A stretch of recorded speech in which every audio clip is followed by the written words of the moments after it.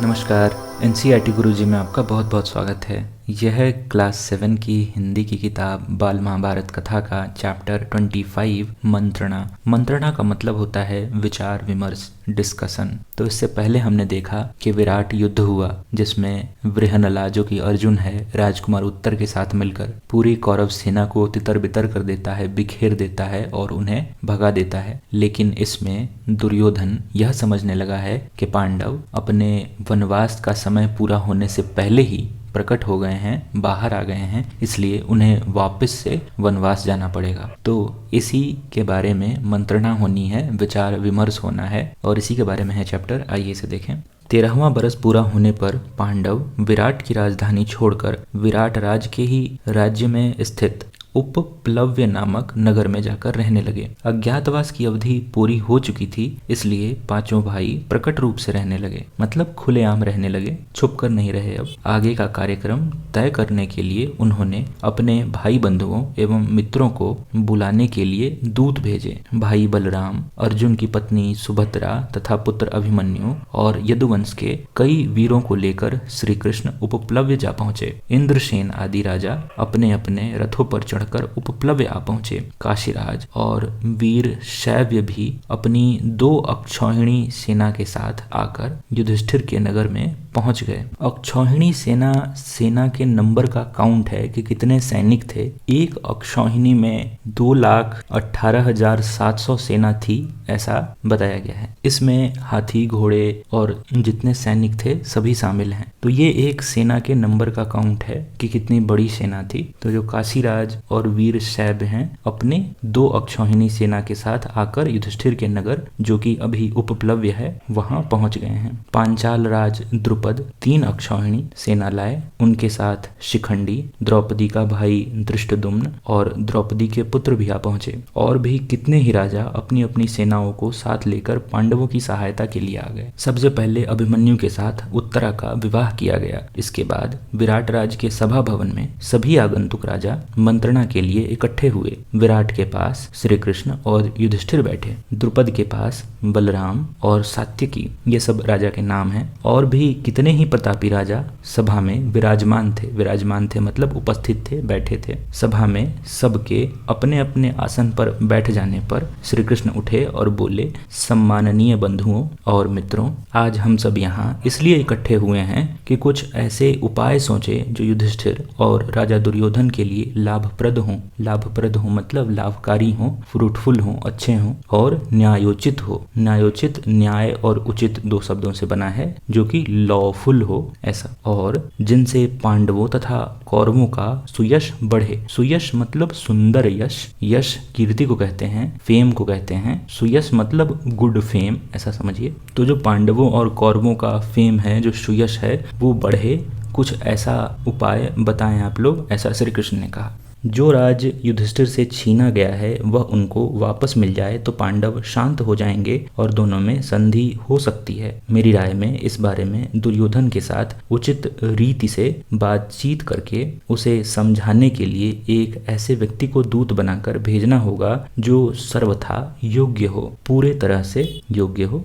तब बलराम उठे और बोले, कृष्ण ने जो सलाह दी है वह मुझे न्यायोचित लगती है। आप लोग जानते ही हैं कि कुंती के पुत्रों को आधा राज्य मिला था, वे उसे जुए में हार गए। अब वे उसे फिर से प्राप्त करना चाहते हैं। यदि शांतिपूर्ण ढंग से बिना युद्ध किए ही वे अपना राज्य प्राप्त कर सकें तो उससे न केवल पांडवों बल्कि दुर्योधन तथा सारी प्रजा की ही भलाई होगी। बलराम के कहने का सार यह था कि युधिष्ठिर ने जानबूझकर अपनी इच्छा से जुआ खेलकर राज्य गंवाया था। उनकी इन बातों से यदुकुल का वीर और पांडवों का हितैषी सात्यकी आग बबूला हो उठा। उससे रहा न गया। वह उठकर कहने लगा, बलराम जी की बातें मुझे जरा भी न्यायोचित नहीं मालूम होती। युधिष्ठिर को आग्रह करके जुआ खेलने पर विवश किया गया और खेल में कपट से हराया गया था। कपट से मतलब छल से, चीट करके ऐसा। फिर भी इनकी सज्जनता ही थी जो प्रण निभाकर उन्होंने खेल की शर्तें पूरी की। दुर्योधन और उनके साथी यह जो चिल पुकार मचा रहे हैं मतलब शोर मचा रहे हैं, हाथ पांव पटक रहे हैं कि 12 महीने पूरे होने से पहले ही पांडवों को उन्होंने पहचान लिया है, यह सरासर झूठ है, बिल्कुल झूठ है। और बिल्कुल अन्याय है। मेरी राय में दुर्योधन बगैर युद्ध के मानेगा ही नहीं, इसलिए विलंब करना हमारे लिए बिल्कुल नासमझी की बात होगी। सात्यकी की इन दृढ़तापूर्ण और जोरदार बातों से राजा द्रुपद बड़े खुश हुए। वह उठे और बोले, सात्यकी ने जो कहा वह बिल्कुल सही है, मैं उनका जोरों से समर्थन करता हूँ। शल्य, धृष्टकेतु, जयद्रथ, कैकय आदि राजाओं के पास अभी से दूत भेज देने चाहिए। इसका मतलब यह नहीं है कि सुलह का प्रयत्न ही न किया जाए, बल्कि मेरी राय में तो राजा धृतराष्ट्र के पास अभी से किसी सुयोग्य व्यक्ति को दूत बनाकर भेजना बहुत ही जरूरी है। राजा द्रुपद के कह चुकने के बाद श्री कृष्ण उठे और बोले, सज्जनों, पांचाल राज ने जो सलाह दी है वह बिल्कुल ठीक है। भैया बलराम जी और मुझ पर कौरवों का जितना हक है उतना ही पांडवों का भी है। हम यहाँ किसी का पक्षपात करने नहीं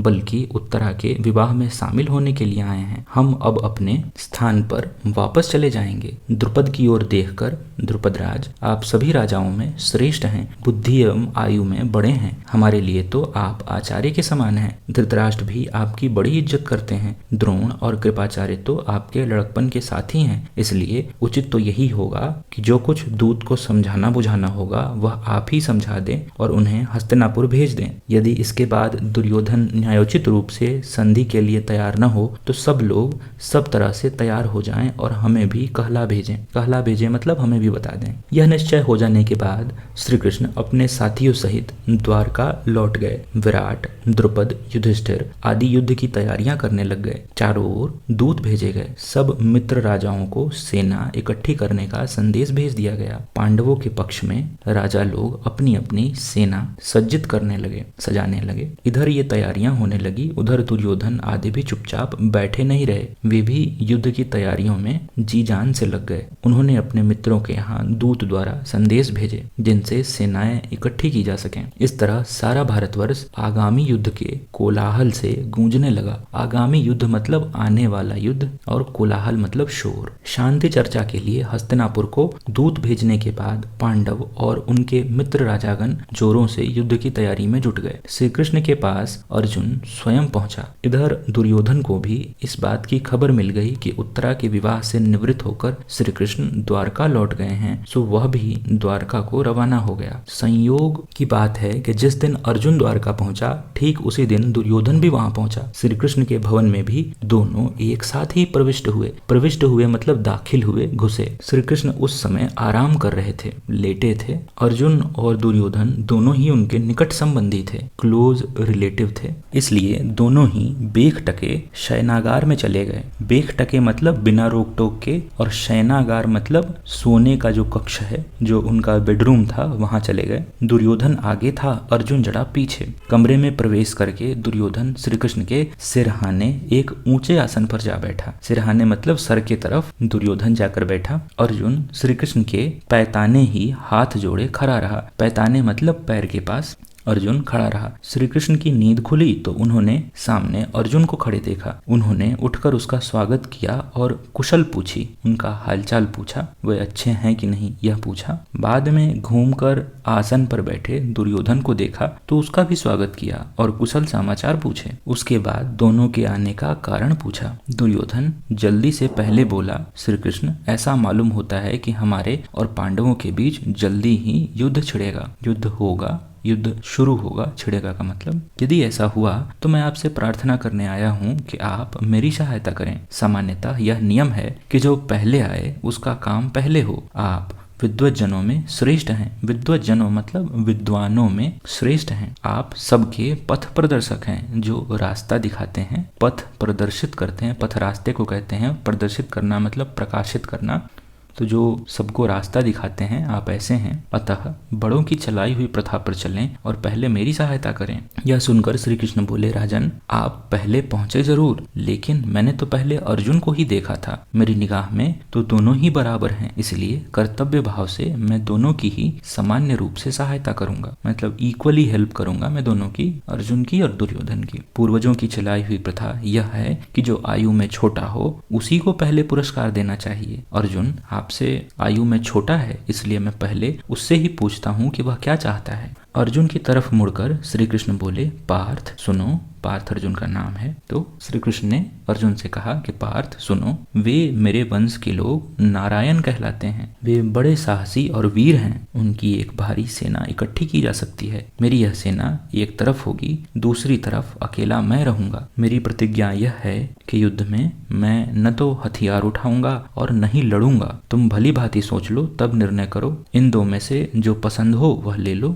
मतलब एक तरफ श्री कृष्ण की सेना है, नारायणी सेना, और दूसरे तरफ स्वयं श्री कृष्ण है। इन दोनों में से चुनना है। अर्जुन को जो अच्छा लगे वह चुन ले, ऐसा श्री कृष्ण ने कहा। बिना किसी हिचकिचाहट के अर्जुन बोला, आप शस्त्र उठाएं या न उठाएं, आप चाहें लड़ें या न लड़ें, मैं आपको ही चाहता हूँ। दुर्योधन के आनंद की सीमा न रही। वह सोचने लगा कि अर्जुन ने खूब धोखा खाया और श्री कृष्ण की वह लाखों वीरों वाली भारी भरकम सेना सहज में ही उसके हाथ आ गई। यह सोचता और हर्ष से फूला न समाता दुर्योधन बलराम जी के यहाँ पहुंचा और उनको सारा हाल कह सुनाया। बलराम जी ने दुर्योधन की बातें ध्यान से सुनी और बोले, दुर्योधन, मालूम होता है कि उत्तरा के विवाह के अवसर पर मैंने जो कुछ कहा था उसकी खबर तुम्हें मिल गई है। कृष्ण से भी मैंने कई बार तुम्हारी बात छेड़ी और उसको समझाता रहा कि कौरव और पांडव दोनों ही हमारे बराबर के संबंधी हैं, किंतु कृष्ण मेरी सुने तब ना। मैंने निश्चय कर लिया है कि मैं युद्ध में तटस्थ रहूंगा। तटस्थ रहूंगा मतलब किसी के पक्ष में नहीं रहूंगा। तट मतलब किनारा, अस्थ मतलब स्थित, मतलब मैं किनारे पे बैठा रहूंगा। ठीक है, मैं किसी के पक्ष में युद्ध नहीं करूंगा, ऐसा कहा बलराम जी ने। क्योंकि जिधर कृष्ण न हो उस तरफ मेरा रहना ठीक नहीं है। अर्जुन की सहायता मैं करूंगा नहीं, इसलिए मैं अब तुम्हारी भी सहायता करने योग्य नहीं रहा। मेरा तटस्थ रहना ही ठीक होगा। हस्तिनापुर को लौटते हुए दुर्योधन का दिल बल्लियों उछल रहा था, मतलब बल्ले बल्ले कर रहा था, काफी उछल रहा था। ऐसा वह सोच रहा था कि अर्जुन बड़ा बुद्धू बना। द्वारका की इतनी बड़ी सेना अब मेरी हो गई और बलराम जी का स्नेह तो मुझ पर है ही। श्री कृष्ण भी निशस्त्र और सेना विहीन हो गए। यही सोचते विचारते अर्जुन खुशी खुशी अपनी राजधानी में आ पहुंचा। कृष्ण ने पूछा, सखा अर्जुन, एक बात बताओ, तुमने सेना बल के बजाय मुझ निशस्त्र को क्यों पसंद किया? अर्जुन बोला, बात यह है कि आप में वह शक्ति है कि जिससे आप अकेले ही इन तमाम राजाओं से लड़कर इन्हें कुचल सकते हैं। अर्जुन की बात सुनकर श्री कृष्ण मुस्कुराए और बोले, अच्छा यह बात है, और अर्जुन को बड़े प्रेम से विदा किया। इस प्रकार श्री कृष्ण अर्जुन के सारथी बने और पार्थ सारथी की पदवी प्राप्त की। भगवान श्री कृष्ण को पार्थ सारथी भी कहते हैं, यह उनका दूसरा नाम है। तो चूंकि श्री कृष्ण अर्जुन के सारथी बने इसलिए उनका नाम पार्थ सारथी हुआ और पार्थ अर्जुन का नाम है। तो अर्जुन के जो सारथी हैं वो पार्थ सारथी हुए। मद्र देश के राजा शल्य नकुल सहदेव की महामाद्री के भाई थे। जब उन्हें यह खबर मिली कि पांडव उपप्लव्य के नगर में युद्ध की तैयारियां कर रहे हैं तो उन्होंने एक भारी सेना इकट्ठी की और उसे लेकर पांडवों की सहायता के लिए उपप्लव्य की ओर रवाना हो गए। राजा शल्य की सेना बहुत बड़ी थी। उपप्लव्य की ओर जाते हुए रास्ते में जहां कहीं भी शल्य विश्राम करने के लिए डेरा डालते थे तो उनकी सेना का पड़ाव कोई 1.5 योजन तक लंबा फैल जाता था। योजन मतलब कोस। एक कोस में 1.8 किलोमीटर होते हैं और यहाँ लिखा गया है 1.5 योजन यानी कि 1.5 कोस यानी कि लगभग 2.7 किलोमीटर लंबी थी